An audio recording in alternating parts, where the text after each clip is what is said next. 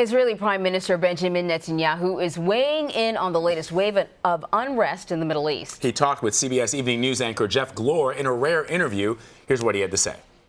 They're pushing civilians, women, children into the line of fire with the view of getting casualties. We try to minimize casualties. They're trying to incur casualties in order to put pressure on Israel, which is horrible. You said they want kids to die. Yes. Putting kids in the line of fire. Yes. Did your army go too far? I don't know of any army would do anything differently if you had to protect your border against people who say, we're going to destroy you and we're going to flood into your country. You try other means.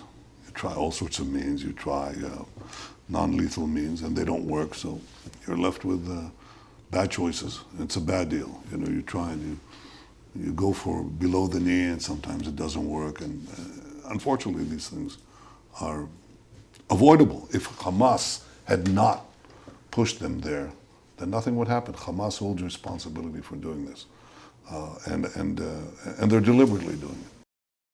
All right, so Jeff Glor joins us now from Jerusalem.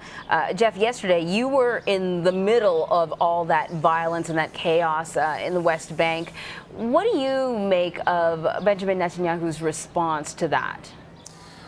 Well, we pressed Netanyahu on whether he thought they went too far. He doesn't think they did. He feels that the response in Gaza and the West Bank yesterday was proportional. He believes that, as he said there, that Hamas is paying people to try to cross the border, to try to create as much chaos as possible. He says that they want as many casualties as possible for PR purposes. He did also say that he's seeing less activity today. Didn't want to speculate on how long it would take to stabilize the situation in Gaza, especially.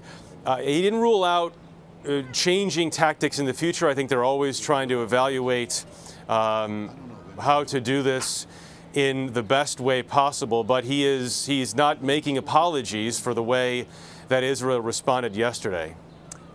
Jeff, what is Prime Minister Netanyahu's plan for a possible peace deal? Does he see a viable two-state solution coexisting peacefully side by side, Israelis and Palestinians? Is he willing to put East Jerusalem on the table to establish that as the capital of the Palestinian people? Everyone has always agreed that Jerusalem is the capital of Israel. Is he willing to put that on the table to achieve some level of stability? I asked him about the peace process, asked him if he'd like to see peace in his lifetime. He said, yes, he has said that before, and he said we've achieved peace before. We achieved peace with Egypt, with Jordan, in other places.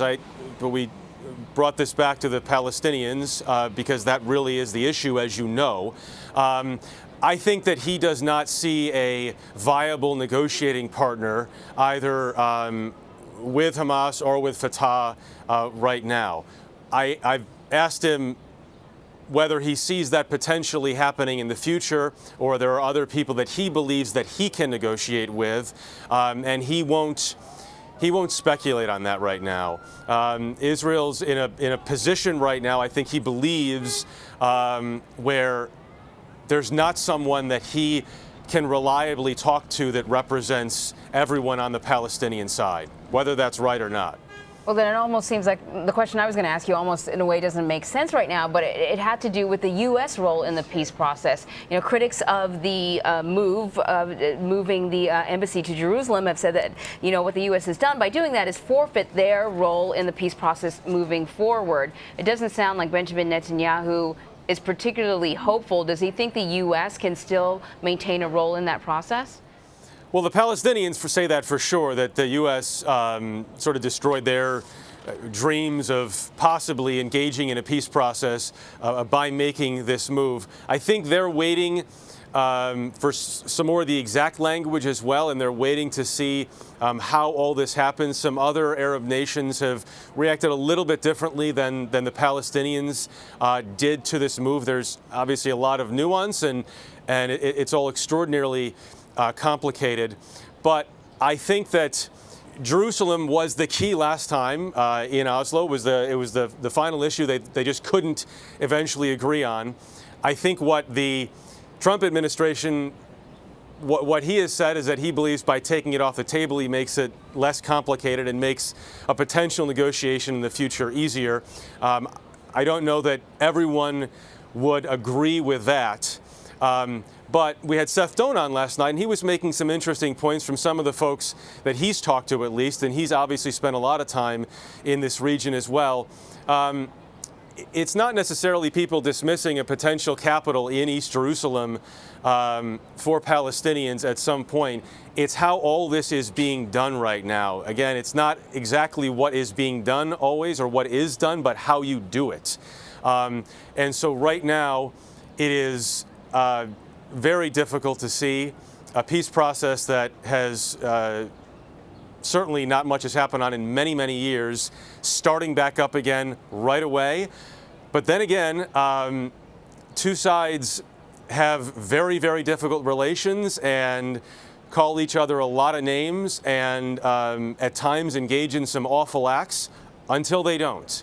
A year ago, the President of the United States and Kim Jong-un were tweeting at each other and calling each other names and saying they'd never speak and never do anything. And now we have this potential planned summit where the two leaders might get together. So I think the situation is as it is right now until it's not. Jeff, thank you so much. We will look forward to more of your interview with Prime Minister Netanyahu tonight on the CBS Evening News. Jeff Glor reporting from Jerusalem. Thank you, Jeff. Okay.